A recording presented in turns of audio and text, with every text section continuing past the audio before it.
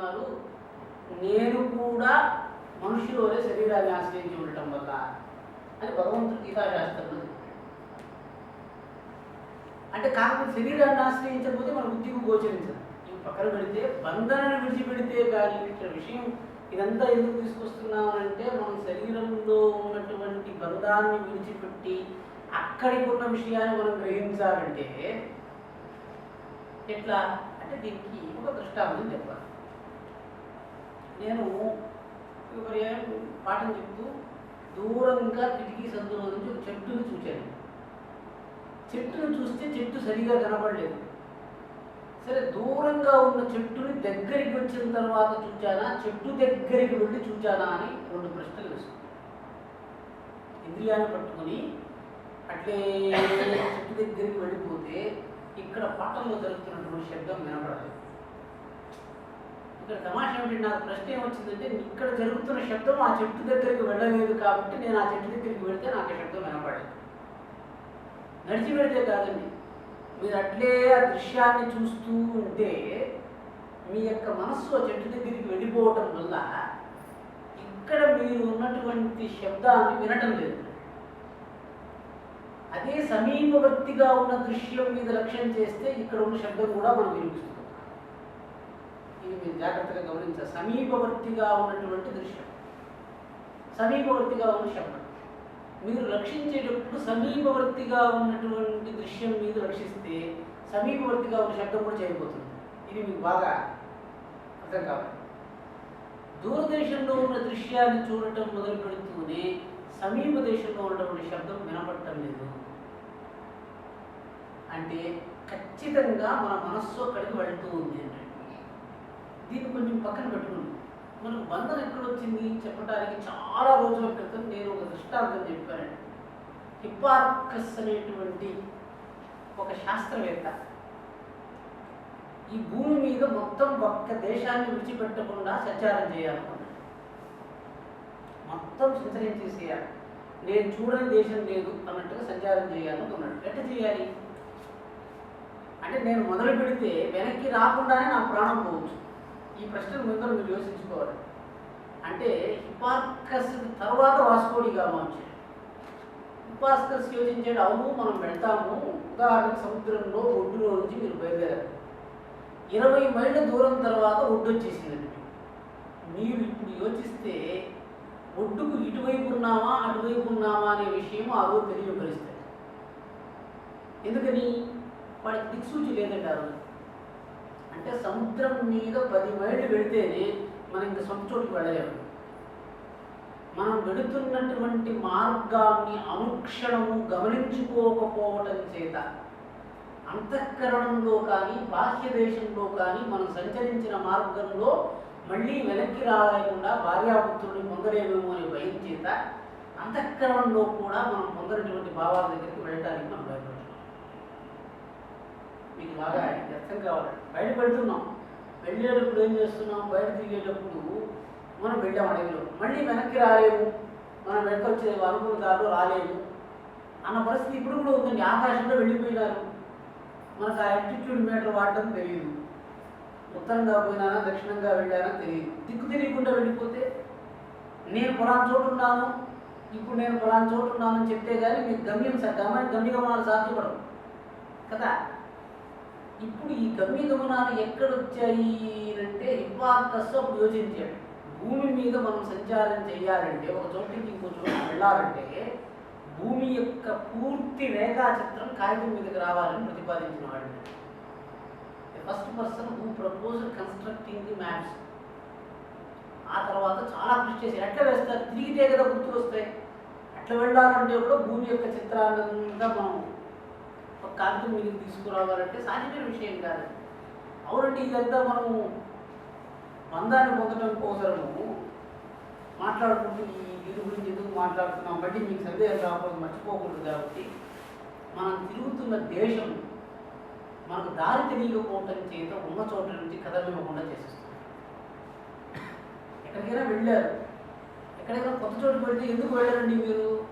ఒకవేళ నేను ప్రయాణం చేయడం మొదలు పెడితే మళ్ళీ వెనక్కి వస్తే ఈ చోటికి రాలేనేమో అని మీరు సంచరించలేకపోతున్నారు. బాగా యోచించారు. ఎక్కడికైనా వెళితే ఎందుకు బయటపడటం లేదు మీరు? నేను వెళితే మళ్ళీ ఈ చోటుకు రావడానికి నాకు దారి తెలియకపోతే నేనేం చేయగలను అంటే శరీరాన్ని విడిచిపెట్టడం మనకు తెలుసు, కానీ శరీరంలోకి రావడం మనకు తెలియదు. అది ఇబ్బంది.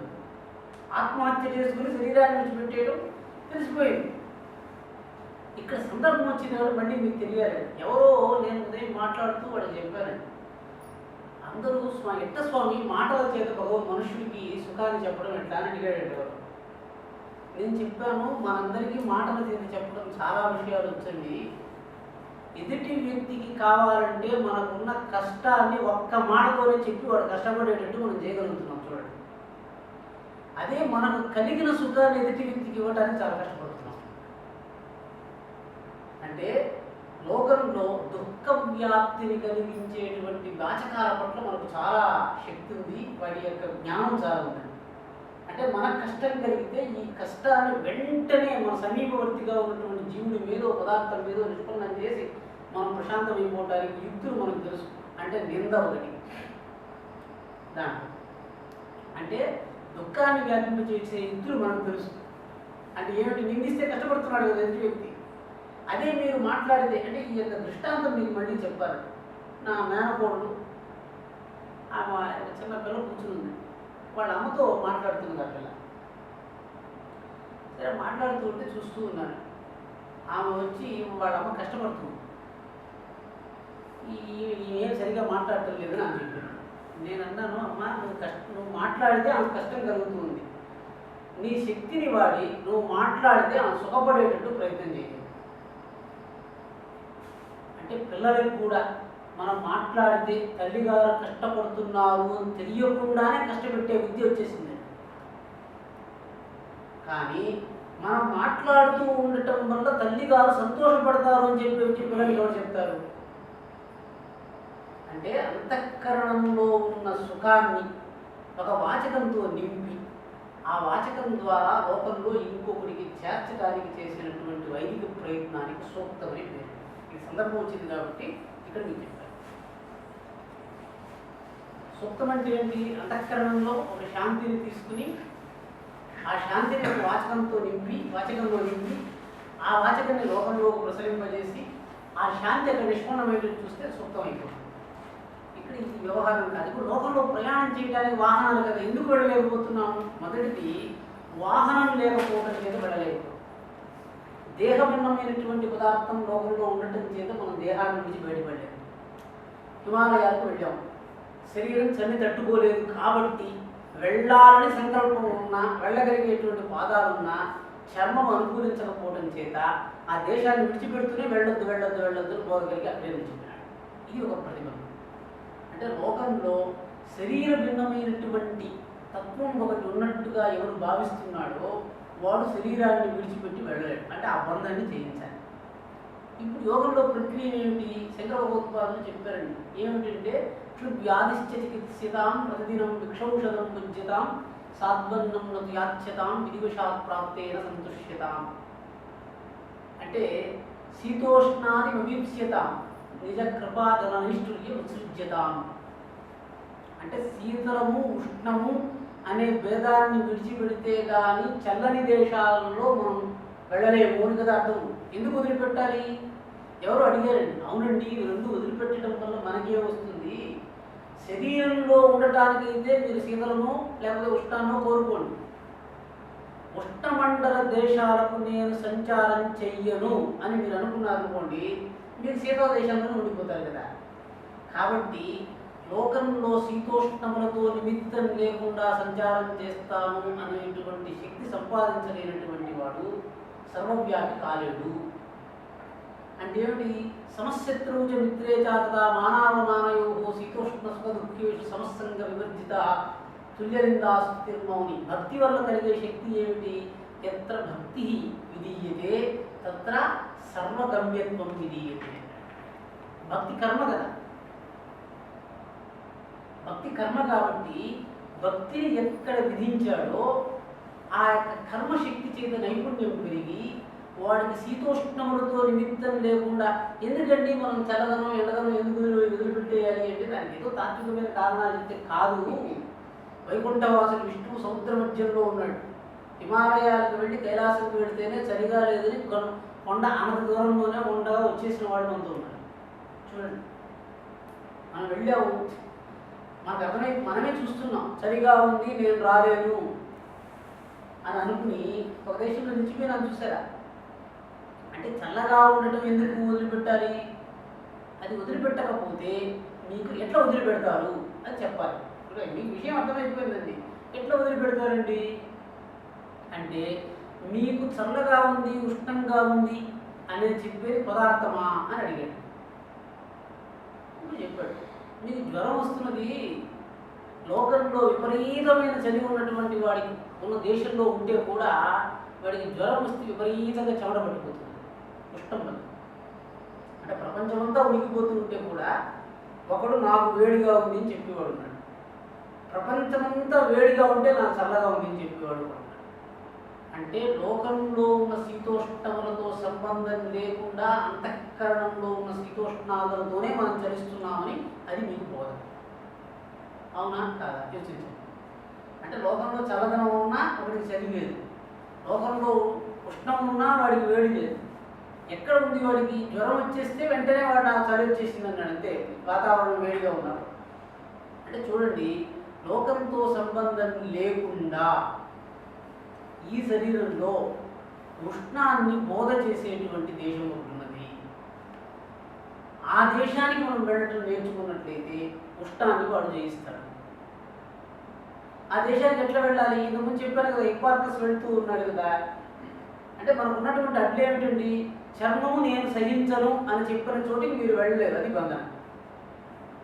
నాకు అవమానం జరిగితే నేను అక్కడికి వెళ్ళను అంటే అది ఒక బంధన. అదే చెప్తున్నాడు, సమశత్రువు మిత్రేచ. అంటే శత్రువు ఉన్న చోటికి నేను వెళ్ళను, మిత్రులు ఉన్న చోటికే నేను వెళ్తాను, ప్రతిబంధం. శీతలంగా ఉన్న చోటికి నేను వెళ్ళను, ఉష్ణంగా ఉన్న చోటికి వెళ్తాను. చూసారా? అంటే పంచేంద్రియ భూత వ్యవహారం చేత, అంటే ఇప్పుడు చెప్తున్నాడు ఇంద్రియ విషయ సన్నికర్షత్వ సుఖబోధ. ఇంద్రియము విషయము రెండూ కలిస్తే సుఖబోధ కలగడానికి హేతు, సుఖం కలగదు. అంటే ఇంద్రియ విషయ సన్నికర్షమే లేకుండా మీకు ఉష్ణబోధ కలిగింది, శీతలబోధ కలిగింది అని అంటే ఈ యొక్క రహస్యాన్ని మీరు గమనిస్తే తర్వాత ఉష్ణ శీతలాలతో లోకంతో నిమిత్తం లేకుండా మీరు చల్లగా ఉన్న దేశంలో ఉండొచ్చు, లేదా వేడిగా ఉన్న దేశంలో ఉండొచ్చు. కేవలం భయం చేత చెమటపడుతుంది. అంటే మన శరీరంలో అహంకారం సంచరిస్తున్న దేశాన్ని బట్టి శరీరంలో ప్రకృతి మారుతుంది, కానీ ఈ శరీరం లోకంలో సంచరించే ప్రకృతిని బట్టి మాత్రం కాదు. అంతే కదా? ఈ శరీరం లోకంలో సంచరించే దాన్ని బట్టి అయితే జ్వరరోగ పీడితులకి ఉష్ణమండలంలో చెరివేయడానికి లేదు. కాబట్టి ఉష్ణమండలంలో ఉన్నా కూడా జ్వరరోగ పీడితులు చల్లగా ఉన్నాడు. అది జ్వరం అని మనం చెప్తున్నాం. జ్వరం ఐచ్ఛికమైతే అది యోగమైంది. జ్వరం ఐచ్ఛికంగా అంటే నేను కోరుతున్నదే, నేనే జ్వరాన్ని కోరుతున్నాను అని చెప్పాను అనుకోండి, అది నాకు యోగం కదా అవుతుంది. కాబట్టి ఇప్పుడు మనం బంధాన్ని విడిచిపెట్టాలంటే శరీరం వల్ల ఏర్పడుతున్నటువంటి బంధాలు, అజ్ఞానం వల్ల ఏర్పడుతున్న శరీరమే అజ్ఞానం ఉంది, ఇంకా విభజన చేస్తే శరీరము మనస్సు ఇవి మనకు బంధ హేతువులు. అంటే శరీరం వల్ల ఉన్న బంధనాన్ని విడిచిపెట్టాలంటే నాది అనేటువంటి భ్రమ ఎట్ట ఏర్పడింది, దాని యొక్క స్వరూపం ఏమిటి మనం విచారణ చేయాలి. అంటే బంధాన్ని విడిచిపెట్టడానికి ఇవన్నీ హేతువులు, మనం ఇవన్నీ కలిగితే కానీ మనం ఈ స్థలాన్ని వదిలేయాలి. ఎట్లా వదిలేస్తున్నామండి? మామూలుగా మనం మంది అని అనుకున్నాం, ఎట్లా వదిలేస్తున్నాను? విక్రయం చేస్తే కానీ నా చేసి వచ్చేసి నేను మీ దగ్గర చేరిపోతాను. నేను ఆయన అడిగాను, అంటే నువ్వు పిల్లలకి ఇస్తే కానీ నువ్వు బాధ్యత నుంచి ముక్తి లేదు. చూసారా? అంటే ఏంటి ఇది? మనకు ఉన్నటువంటి బంధన ఏంటి అంటే, నేను దీన్ని విడిచిపెడితే కానీ అది నన్ను విడిచిపెడతాను అనుకుంటున్నాడు. అదే ముందు చెప్పింది, బంధన తెంచేటప్పుడు మనం తెంచేది ఉందండి. మనం అనుకుంటే తెగిపోయేది. మనం వెళ్ళి రిజిస్టర్ ఆఫీసులో వెళ్ళి కోర్టు పేరు మీద పెట్టి అది నన్ను బంధిస్తుంది నువ్వు ఎందుకు అనుకుంటున్నావు? అట్లా చేస్తేనే నువ్వు ముక్తులు అవుతావా? అది లోక వ్యవహారం కదా. లౌకిక వ్యవహారం లోకంలోనే నిన్ను బంధిస్తుంది, కానీ నిన్ను ఆంతరికంగా నేను బంధించదు కదా. ఇది నాది కాదు అని అనుకోవటానికి నువ్వు చేయడానికి ఏమంటూ ఉందండి? విడిచిపెట్టేసి ఈ రోజు నుంచి ఇది నాది కాదు, నువ్వు విడిచిపెట్టడానికి ఒక పెద్ద గంప తీసుకుని పోయి దగ్గర పెట్టేశాను అనుకోవటం అనేటువంటి అజ్ఞానం ఉంది చూసారా? ఈ అజ్ఞానం ఉన్నంత వరకు మీకు బంధం కాదు. అంటే మనకున్నటువంటి బంధన మొట్టమొదటి ఏమిటి? నన్ను వాడి గోడ కొట్టడం కాదు, అందరూ నాకున్న గోడ కొట్టేసేయాలి. నేను ముక్తుడిని కావాలంటే ఇంకొకరు బద్దుని చేయాలి, మీరు సిద్ధిస్తున్నారు. అదే కదా ఇప్పుడు నేను ముక్తుడిని, నాకు ఈ ఆస్తి అడ్డంగా ఉంది కాబట్టి నేను ముక్తుడిని కావాలంటే ఇంకొకటి పేరు మీద పెట్టాలి. అంతే కదా అర్థం. అంటే ఎప్పుడు అందువల్ల మనకి ఏమవుతుంది? స్వామి నాకు జ్వరం వచ్చింది మీరు తీసుకుంటున్నారా అనేది ఇక్కడ ఉష్ణం ఉంటే ఎవరి నెత్తి మీద పెడితే కానీ చల్లబడదని మనం ఎవరికి సంబంధించకుండా లోకంలో ఉష్ణం ఉందండి, బాగా గుర్తుపెట్టుకోండి. ఎక్కడో నిప్పు దాచిపెట్టాలనుకోండి, ఎట్లా దాచిపెడతాడండి పరమాత్ముడు? నిప్పుని దాచిపెట్టాలి. ఎక్కడ దాచిపెట్టాడు నిప్పు చెప్పండి? అగ్గిపొడిలో దాచిపెట్టాడా? ఎక్కడో చోట మండుతూ ఉండాలి అగ్ని. మామూలుగా యోచించే ఇప్పుడు నీళ్ళనైతే మనం తొట్టిలో పెట్టుకుని జాగ్రత్తగా పెట్టుకున్నాము. అగ్నిని దాచిపెట్టాల్సి వచ్చిందండి. ప్రళయం వచ్చేసింది. ఎక్కడ దాచిపెట్టాడు భగవంతుడు అగ్ని? ప్రళయం ఇప్పుడు వచ్చే అగ్ని గురించి పర్వాత పెట్టేదాన్ని. ప్రళయం వచ్చేసింది, మహాప్రళయం. ప్రళయం అంటే ఏంటి? కార్యము కారణం ఉందండి. అంటే కార్యసహిష్ణు కారణనాశ మహాప్రళయం. అంటే విత్తనము చెట్టు రెండు నశించిపోతే ప్రళయం. ఇప్పుడు చెప్పండి, జలప్రళయం అంటే అగ్నికి కారణం ఏమిటండి? ఆకాశాద్ వాయురగ్ని. అంటే వాయువు నుంచి అగ్ని పుట్టింది. ప్రళయం వచ్చింది అంటే అగ్ని వాయువులో విలీనమైపోతుంది, వాయువు పోయి గోచరిస్తుంది. ప్రళయం రావాలంటే జలం వచ్చి అగ్నిలో లయమవుతుందండి. నాశనం అంటే ఏంటి? కారణంలో వెళ్ళి కార్యం లయమైపోతుంది. అంటే మనం బంధాన్ని నాశనం చేసుకోవాలి అంటే కారణంలో ఏమైపోవాలి, కానీ కార్యాన్ని పెంచడం వల్ల కాదు కదా. అంటే మనం ఎంత పూజ చేస్తున్నా, ఎంత వ్యవహారం చేస్తున్నా అంతఃకరణలో ఈ స్థలం నాది కాదు అని అనుకుని నేను అక్కడే ఉండాలండి. ఇది నాది అనుకోవడానికి మీరు కల్పించుకున్న కారణం ఏదైతే ఉందో అది ఎందుకు విడిచిపెట్టలేకపోతున్నారు మీరు? అది వదిలేస్తే ముక్తులైపోతారు కదా. స్థలాన్ని విడిచిపెట్టే దాని మీద ఎగిరి ఆకాశంలో నిలబడాలా? లేదు కదా. అంటే బంధనాన్ని విడిచిపెడితే కానీ సర్వవ్యాపకత రాదు. సర్వవ్యాపకతకు మనకున్నటువంటి అడ్డు ఇదే. నేను ఒక కోణంతో చెప్పాను, అన్నిటికీ మీరు వ్యాపించుకోవాలి. అన్నిటికీ వ్యాపించేస్తే ఏమైపోయింది? మెల్లగా మీరు సర్వవ్యాపకులు. సర్వవ్యాపనం వల్ల మీకేమొస్తుంది? ఏమీ లేదండి, శాంతి వస్తుంది. ఇంకేమి రాదు.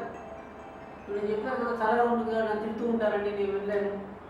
మీరు అదే కర్మ చేస్తూ కర్మతో కూడా పోగా విఘ్నంతో మీరు కేవలం దృష్టిని చూస్తూ మాటల్లోనే ఏమీ లేదు. వాళ్ళు కర్మ చేసి అదే ఇప్పుడు చూడండి, ఈక్షణజ్ఞా సంస్పర్శై పోషయంతి స్వతాను పుత్రాను మత్స్యపూర్ణ విహంగమాహ అని యోగంలో ఏం చెప్పాడంటే, చేప పిల్ల అన్నం తిని బిడ్డను పోషిస్తున్నది, పాలించి కాదు, చూచి పోషిస్తుంది.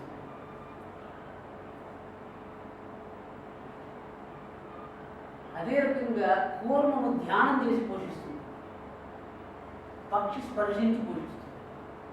ఇప్పుడు చెప్పాడు, స్పర్శించి సంతానాన్ని పోషించే విద్య గురువుకు తెలుసు, చూచి పోషించేటువంటి విద్య తెలుసు, స్మరణ చేస్తే బలం వచ్చేస్తుంది. 3 బలాలండి. ఈ 3 బలాలు ఆచార్య పురుషుడు పట్టుకుని ఉంటాడు. అసలు ఆయన ఆచార్యుడు అంటే ఆయన ఉన్న క్వాలిఫికేషన్ ఏమిటి? ఇవి 3 లేదనుకోండి, ఎంత సంతోషం కలిగినా వాడి కోడికి ఇవ్వలేడు. ముందరది కావాలి. వాడికి విపరీతమైన దుఃఖం అయితే మీకు ఇచ్చేస్తున్నారు, మీకు తెలిసిపోతున్నది కదా. అక్కడ ఆ విషయాన్ని ఆపుదాం మళ్ళీ. వందల విషయం మనం చెప్తాం, ఒకే విషయం అయితే మీకు స్తంభనం మాదిరి వచ్చేస్తుంది. అంటే ఏమిటి, మీలో ఉత్కర్ష కలిగింది, సంతోషం కలిగింది. సంతోషాన్ని ఎదుటి వ్యక్తికి బోధ చేయాలి, దుఃఖాన్ని బోధ చేయాలి, తేజస్సును బోధ చేయాలి, బలాన్ని బోధ చేయాలి. అంతేకాదు మనం ఇక్కడ పేగుల్లో అన్నాన్ని పెడితే శరీరం అంతా బలమైపోతుంది నొప్పుకున్నారు కదా మీరు.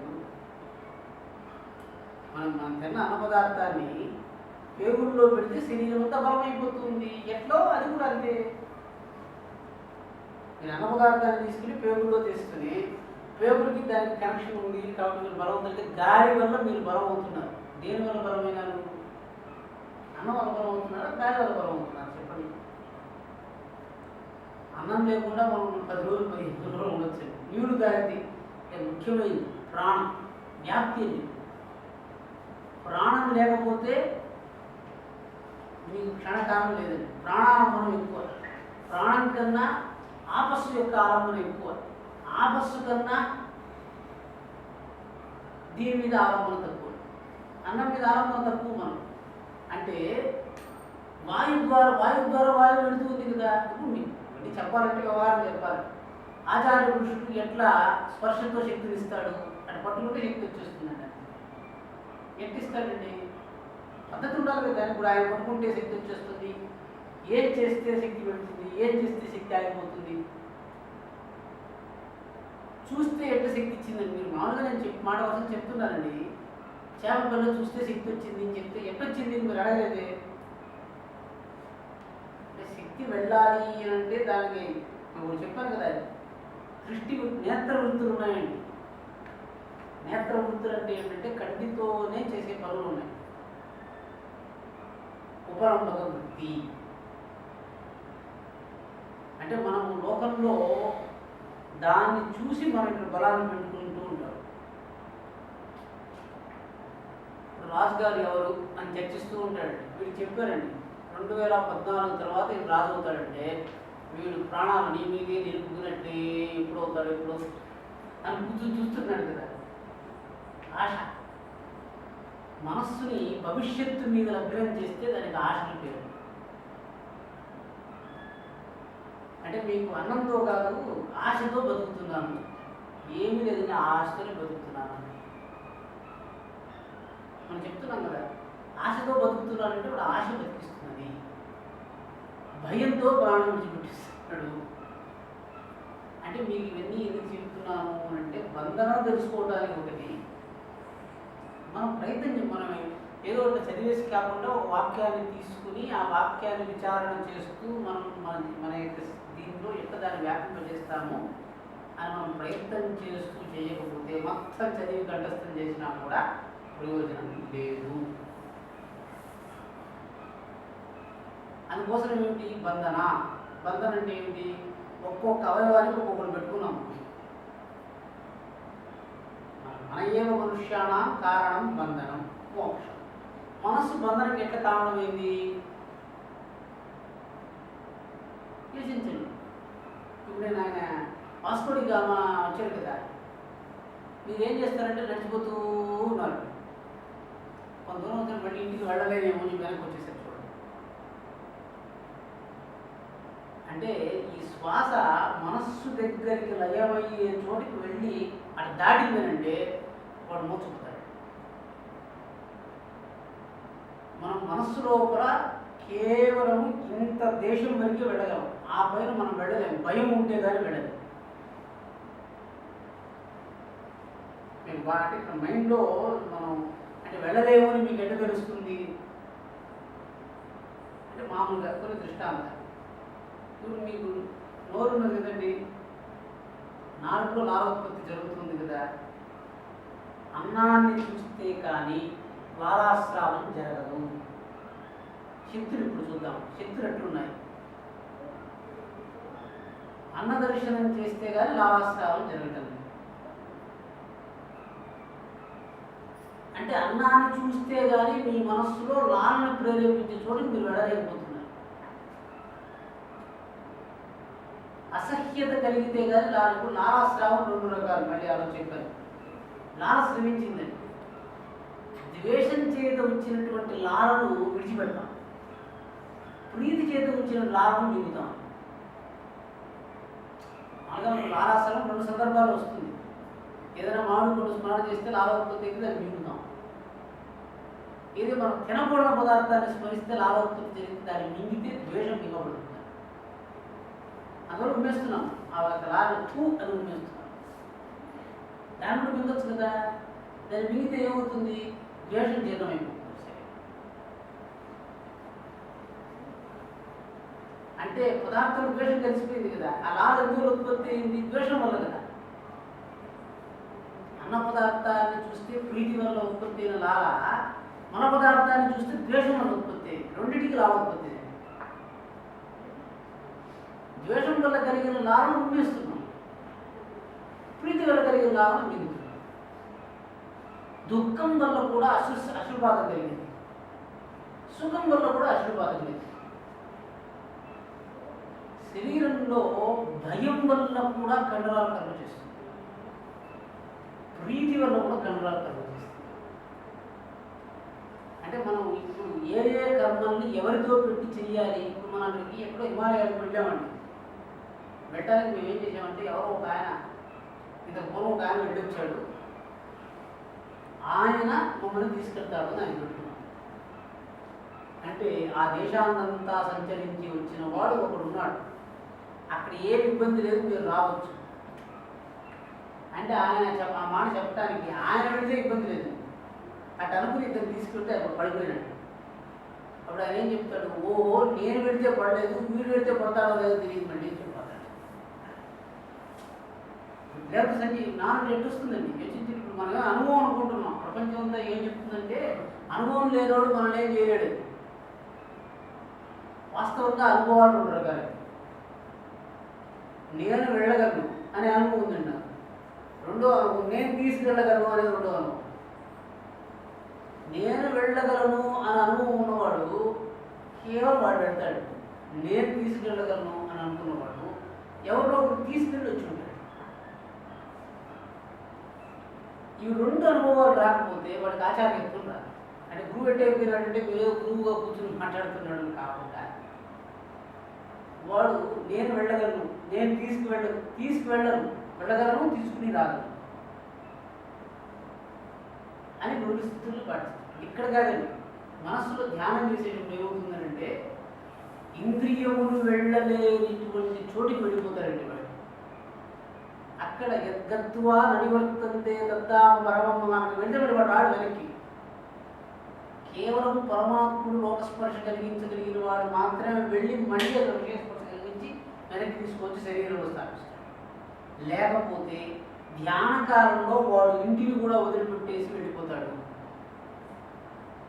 ఈ జాగ్రత్తగా నిద్ర లేదండి, పడుకున్నాడు కదా, పడుకుంటే నిద్ర లేదంటే అర్థమే వాడు వెళ్ళిపోయినాడు ఎక్కడికో అని అర్థం కదా.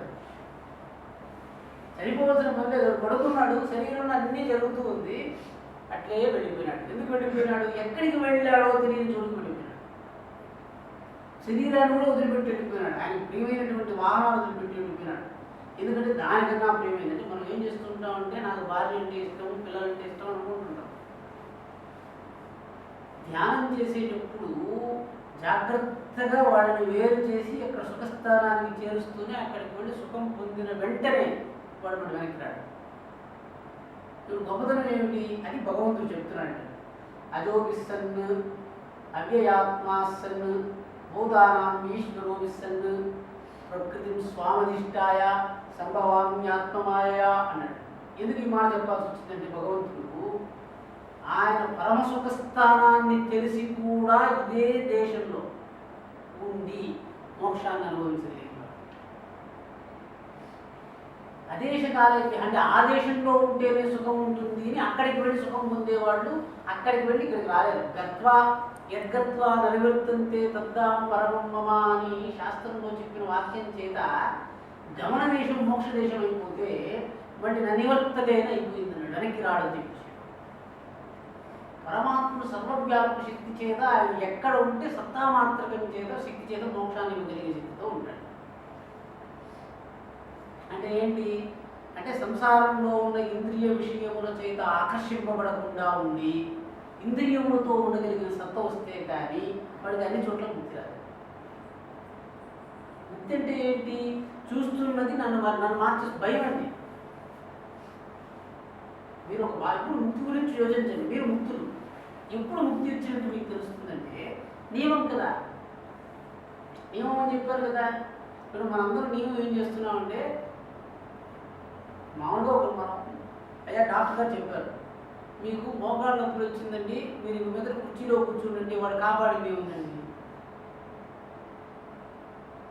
ఏమి లేదు. మనల్ని మెల్లగా మనల్ని అప్లిఫ్ట్ చేసి ఇంకా మన కర్మ చేయకుండా చేసేస్తున్నారు. నేను కూర్చోలేకపోతున్నాను, నేను కూర్చొని ఉండవలసిందే అని కదా చెప్పి, అట్లా కాకుండా అయ్యా మీరు నడవలేదు, మీరు దగ్గర కూర్చోండి, మీరు ఎక్కువ తినబాకండి. ఇదేంటి నియమం? స్వభావ శక్తిని నాశనం చేసేటువంటి నియమాలు, కొత్తగా చెప్పవలసిన నియమాలు ఎందుకండి? ఇంకా మన శక్తిని పరిరక్షించే నియమాలు మనకు కావాలి. కానీ అంటే వాళ్ళు చెప్పి మీరు ఇంక తినలేరండి, ఇంక తినడం ఆగిపోయండి అని చెప్పడం ఒక రక్షణ అండి. తిననున్న వాడిని తినిపించాలి. అదే ఇది నేను నిన్నటి వరకు చేయగలుగుతున్న కర్మలు ఈరోజు ఎందుకు చేయలేకపోతున్నానండి? అది కదా రక్షణ అంటే. నేనంటే శాస్త్రం చెప్తున్నాను. రక్షణ అంటే మనం అంటే చేయాలి. అదే చెప్తున్నాను, అదేశకాలే ఇద్దాం. ఇద్దరు వెళ్ళారండి, వాడికి దానం చేయాలి. అంటే మనం అందరం చైనాకి వెళ్ళినప్పుడు చైనాలో 500 రూపాయల నోటు వ్యవహారం ఒప్పుకోరు, 1000 రూపాయల నోటు వ్యవహారం ఒప్పుకోరు నేపాల్.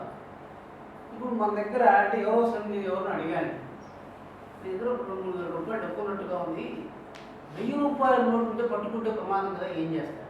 ఎవరికో ఇచ్చేస్తాను స్వామి అంటే ఏంటి? పట్టుకుంటారన్నప్పుడు 1000 రూపాయలు ఇచ్చేస్తావు.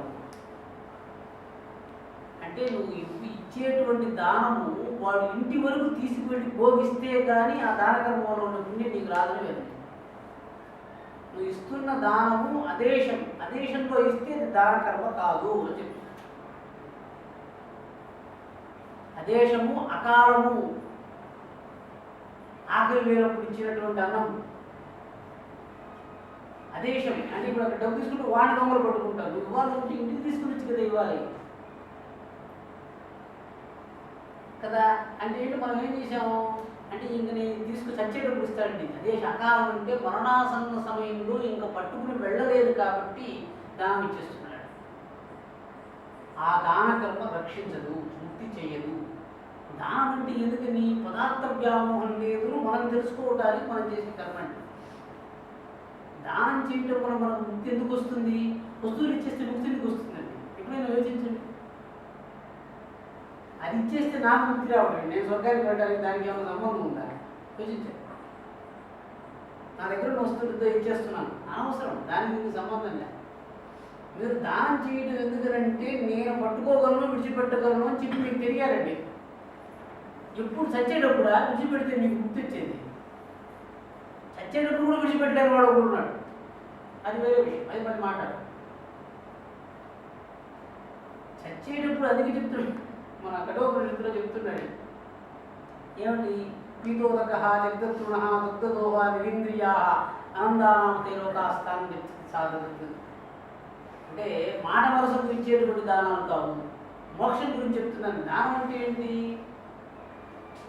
భగవంతుడు దద అని 3 ఉపదేశాలు ఇచ్చాడు. దద అని ఉపదేశించాడు. దానం, దయ, దమం, 3 వ్రతాలండి. రాక్షసుడు అంటే ఈ దద అని చెప్తూనే 3 వచ్చాడు. అంటే ఇప్పుడు బ్రహ్మ కదా, ఈయన దద అంటూనే ఈయనకున్న శక్తి తన యొక్క సంతానానికి ఇస్తున్నాడు భగవంతుడు. తనకున్నటువంటి ప్రజా అని ఈయన ఊరికి అడిగాడు. తన యొక్క దైవ సంతతిని పిలిచి ఏమి అని అడిగాడు. అంటే దమం అన్నారు. అంటే ఏం బోధ కలిగింది మీకు అని దేవతలు అడిగితే మీరు దమంగా ఉండండి అని చెప్పారు అని అన్నాడు. నేను చెప్తారు అంటే ఒకే మాట చెప్పిన తర్వాత దమంగా ఉండండి అని అన్న తర్వాత మళ్ళీ మనుష్యుల్ని పిలిచారు. దానం చెయ్యండి అని ఉపదేశం జరిగింది. సరే రాక్షసుని గురించి అడిగితే దయగా ఉండండి అని ఉపదేశం చేశారు. ఇప్పుడు జాగ్రత్తగా యోచిస్తే దేవతలు ఇంద్రుడి యొక్క విషయంలో ఉంటారు. అంటే వాళ్ళు లోక వ్యాప్తిని కోరుతూ ఉంటారు. దమం అంటే ఏమిటండి? అంటే దేవతల్లో అత్యంత అసూయ కలిగిన దేవత ఎవరంటే ఇంద్రుడు.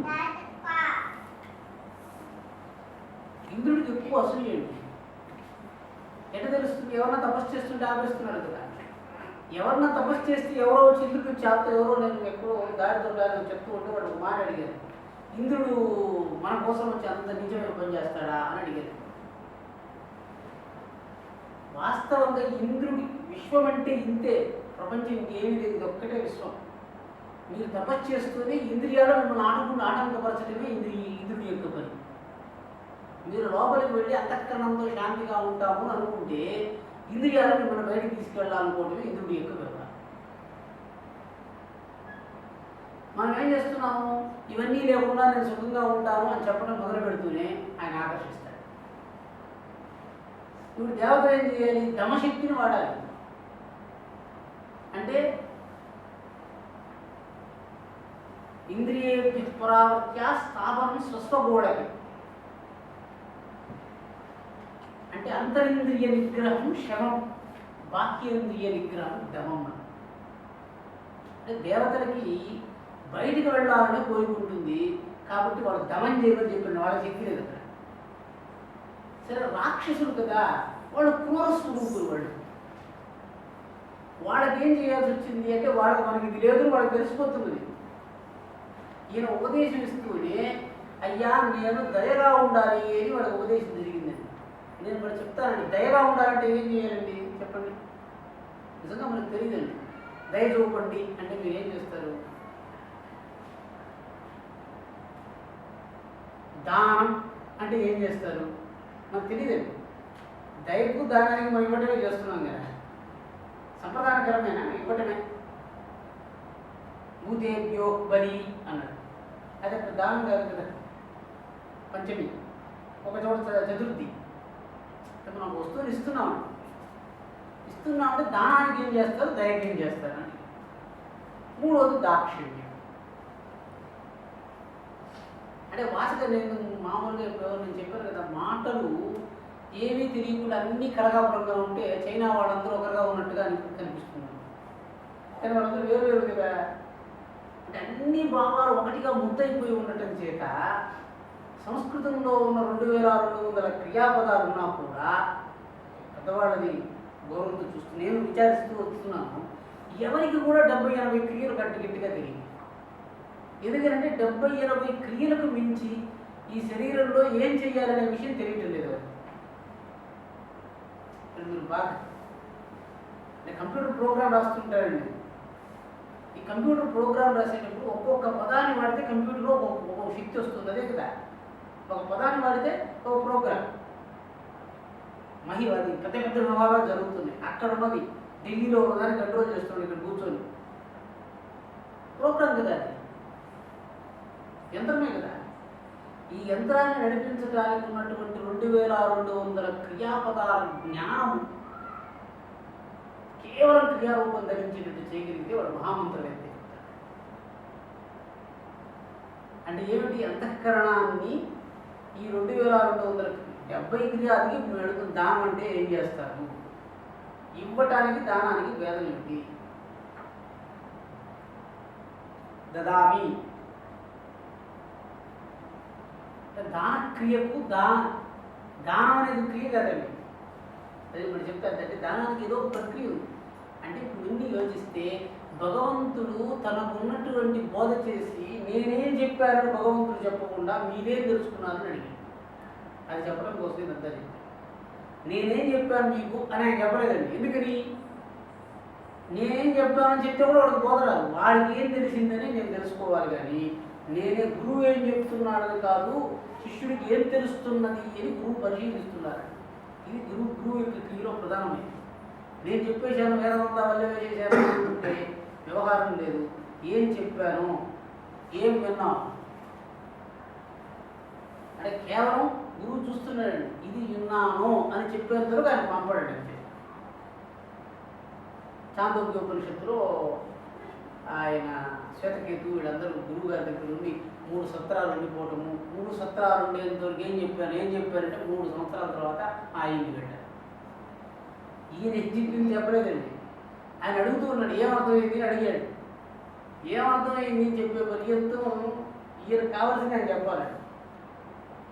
అందుకే ఎక్కడ కూడా బ్రహ్మను తెలిసిన వాడుగా ఉన్నాను గురువు చెప్తాడు. నేను బ్రహ్మను తెలుసుకున్నానని చెప్పడానికి శిష్యుడు ఎదిగారు. కాబట్టి కేవలం మనకున్నది పంచేంద్రియ వ్యవహారాలు. లౌకిక వ్యవహారం నుంచి బద్ధులు.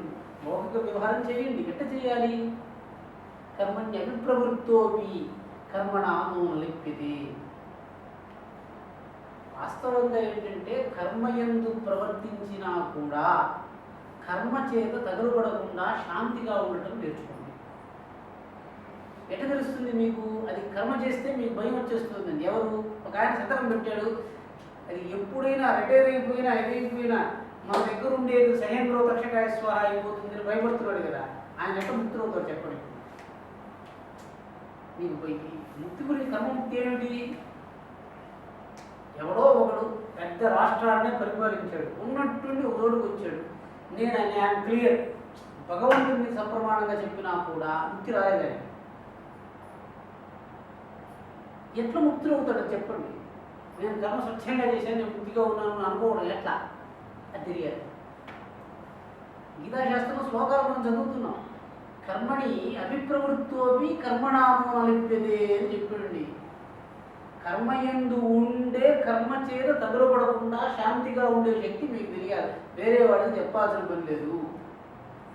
ఇది ఎందుకు మీకు చెప్పాను? వెంకటేశ్వర స్వామినో నేను మీకు చెప్తున్నానండి, నేను కర్మతో బంధంగా లేనని ఇంకొకటి చెప్పే పనే లేదండి. అక్కడ అదే మొదలు. ఇది మనం ఏం చేస్తుంటామంటే నేను శాంతిగా ఉన్నానని చెప్పి లోకానికి బోధ చేయటం కోసము నేను ఎప్పుడు ప్రయత్నం చేయడం మొదలు పెడతానో అక్కడ నాకు శాంతి లేదని అర్థం.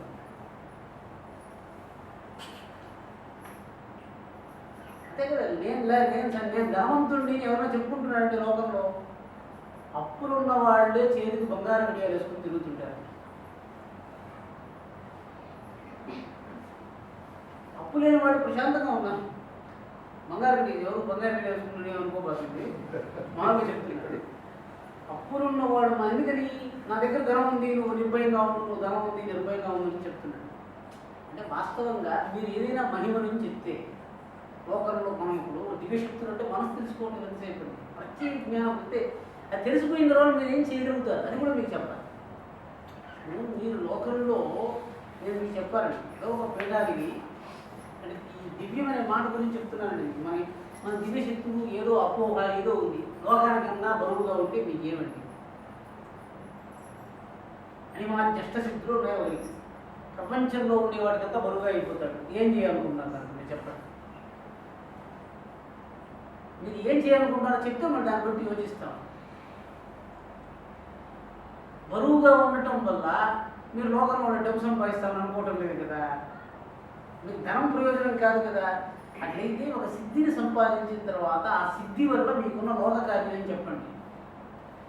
ఎప్పుడైతే మీకు అణిమాద్య అష్టసిద్ధిలో గరిమ అని వచ్చిందంటే మీరు ఎక్కడికి వెళ్తారు తెలుసా? మీకు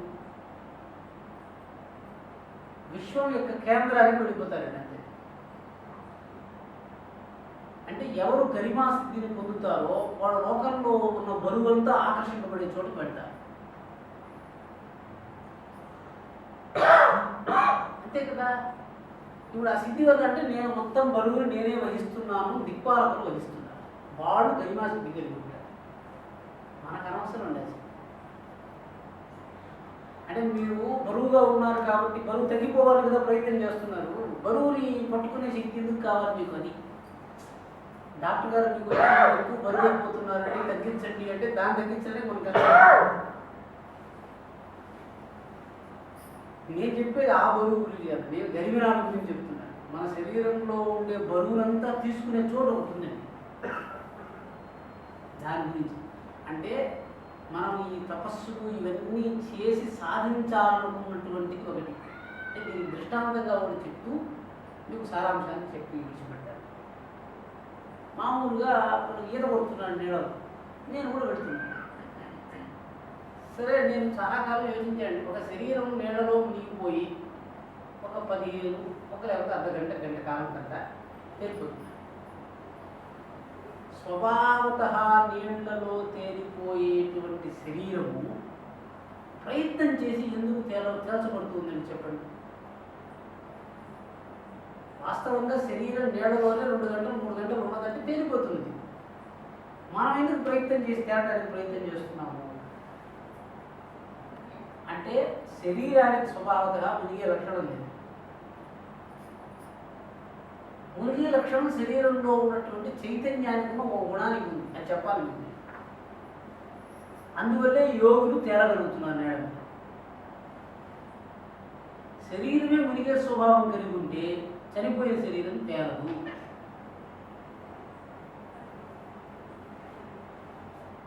అంటే శరీరం తేలాలి కదా, ఎందుకు తేలదు? 3 గంటల కాలం తర్వాత తేలుతూ ఉందండి. తర్వాత నేను చెప్తాను. 3 గంటలు తేలడం లేదు. ఇది ఒక శాస్త్రీయమైన విషయం. అది నేను మళ్ళీ సందర్భం వచ్చినప్పుడు చెప్తాను. ఇప్పుడు 3 గంటల తర్వాత శరీరం తేలే గుణాన్ని సంతరించుకున్నట్లయితే మనం మునిగిపోకుండా ఉండడానికి చేతులు ఎందుకు ఆడిస్తున్నాము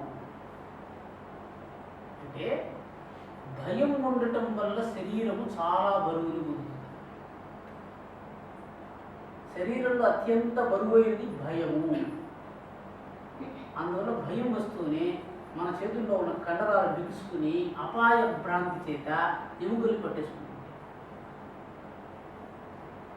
మామూలుగా యోగంలో మనం చేసేటప్పుడు వాయువుని కదిలించడం ఇవే కదండి. ఇక్కడ ఉండే వాయుని అక్కడ పంపించడం, అక్కడ ఉండే వాయుని ఇక్కడ పంపించడం, వాడికి గుండె దడ రాకుండా ఇవే యోగాలు.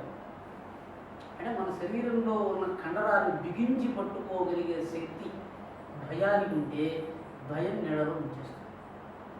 ఎవడు భయాన్ని విడిచిపెడతాడో వాడు నీడలో తేలుతుంది. మనకు తెలిసిపోతుంది. భయంగా ఉండేటప్పుడు మనం అలసిపోతున్నాము. భయాన్ని విడిచిపెట్టే కొద్దీ భయం కలిగినప్పుడు చేతులు కొడుతున్నాం, భయం లేనప్పుడు తేలుతాం. అంటే నీళ్ళలో జలాలను కేవలం ప్రాణాన్ని కాకుండా అంతఃకరణలో ధైర్యాన్ని పట్టుకుని ఎవరో ఒక ఆయన, నేను వెళ్ళున్నాను ఈత కొడుతూ ఉంటే ఆయన 120 సెకండ్లు అడ్డే నీళ్ళలో ఎట్లా సాధ్యపడిందండి? 30 సెకండ్లు వస్తే మనకు అలసట వచ్చేస్తుందండి. మనస్సులో ఏదో ఒక భావాన్ని పెట్టుకుని ఆ భావాన్ని చూస్తూ ఉంటే ఈ ప్రాణశక్తిని మర్చిపోతాడు.